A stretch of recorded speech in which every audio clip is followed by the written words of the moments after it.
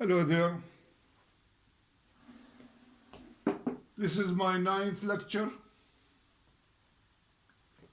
on Transistor Design and Applications. And the topic of today is an extension for what we had in our last lecture, which is on differential amplifiers. But today, circuits are going to get more complicated. You see the figure that you have in here? It's a differential amplifier with an active current mirror load. And why do we call it an active current mirror load? Because it's not a static anymore. If you still remember, we had in our, 4th or 5th lecture on current mirrors, where you are able to program a transistor like Q3 and to copy that current into Q4. Okay? And that was done by a resistor or any other means. So when you set the collector current of Q3, it will be copied into Q4. That was a static, where you have just a programmed current through that IC of Q3, which will go through the emitter of Q3, of course. But now it's an active. Why it's an active? Because it keeps changing that current according to whatever voltage you have at the non-inverting input or the inverting input. So it's active, it's not a static anymore. Okay, what else to say about the circuit? We have our current source in here. And in our last lecture, we demonstrated what it means to have a current source to supply both of Q2 and Q3, the differential transistors. And we stated that putting a current source in there would allow you to swing your inputs or to move your inputs all the way down to VEE or all the way up to the Q point. Okay? So that gives you an idea how important it is to have a current source in here. Those two transistors are not fixed anymore. Your Q point is fixed, while you are allowed to move your reference on the basis of both of these transistors all the way down to minus VEE. And it's possible also to move all the way up near to VCC. Okay? So that's the idea. Now you are able to move both of these transistors all the way from the negative rail to the positive rail. And we'll demonstrate this later on. And what else do we have to say in here? Just a quick reference on how the current mirror works. You can see the lecture, of course. I don't know, it's lecture 4 or 5. I don't remember. But anyway, you understand the current mirrors by knowing that you are dealing with the transistor as a transconductance device, not as a current device, where you have an input voltage through VBE to program your IC.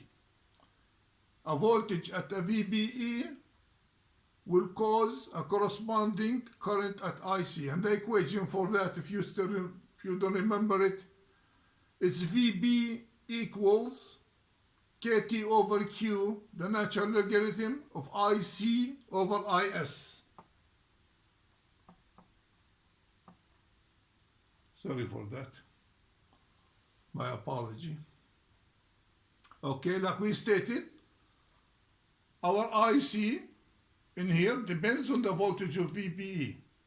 Now, once you pass a current through IC and through IE, of course, that means your VBE will correspond to that current. It will increase with that increasing current and decrease with that decreasing current. Okay?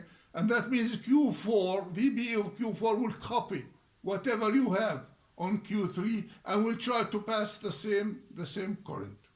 Okay?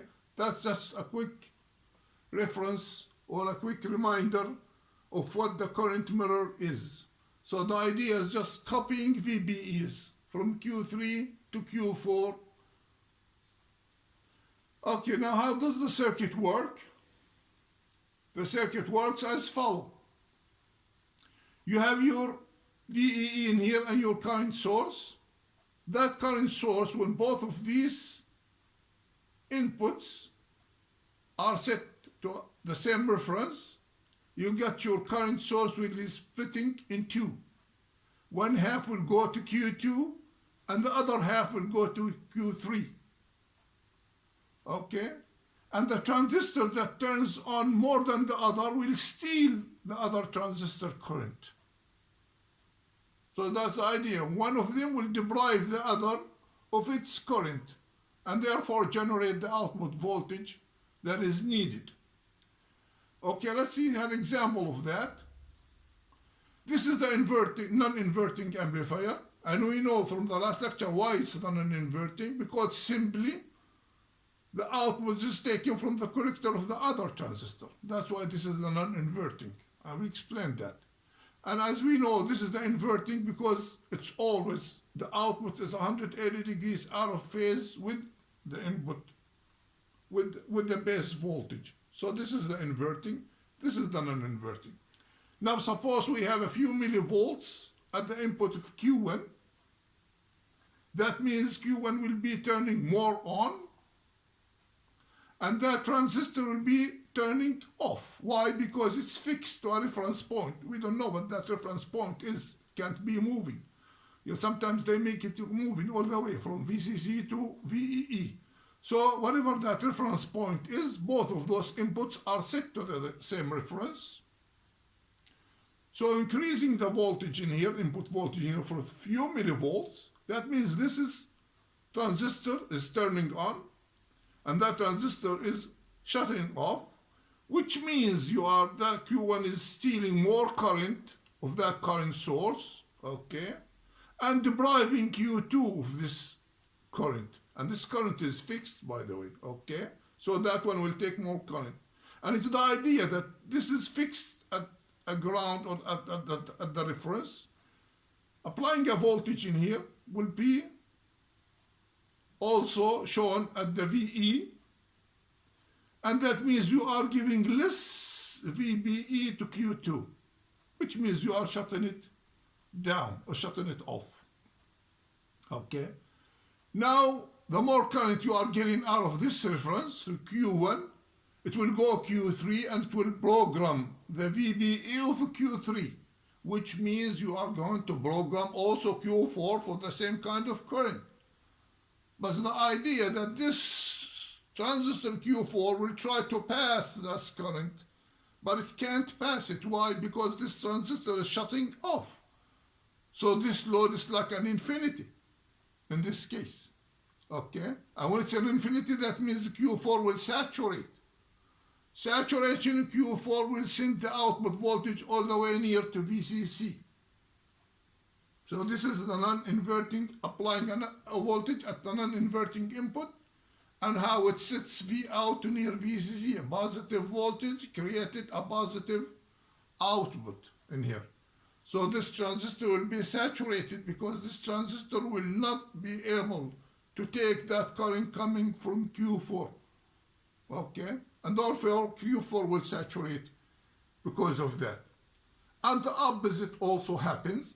Suppose that we have a negative voltage at Q1, which means you are decreasing that VBE across Q1, which means automatically that you are increasing the voltage across Q2, which means the Q2 will start passing more current in this case. Okay, now less current is going through Q1, which means most of the current will go through to Q2. And that less current will program the VBE of Q3 of less VBE for that less current, which means Q4 also will pass less current. Okay? Passing less current, that means it will not be able to take whatever the current is coming through the collector of Q2, IC of Q2, which means it's like an open load. Open load means that this point in here, that means this transistor Q2 will saturate. And when it saturates, the voltage at the collector will be near the reference point, wherever that reference point is. We said that reference point, you can move it all over the circuit.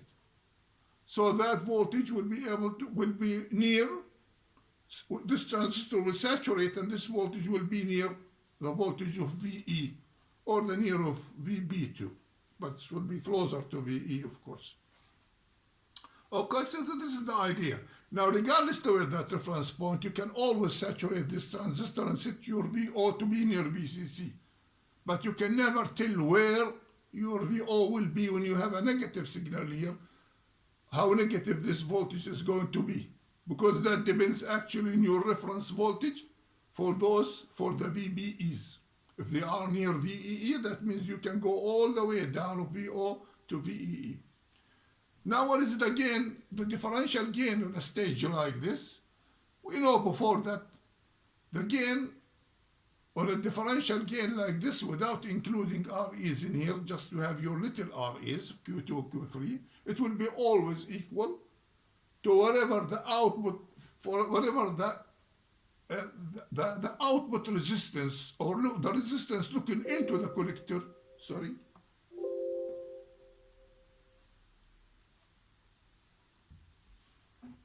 for that.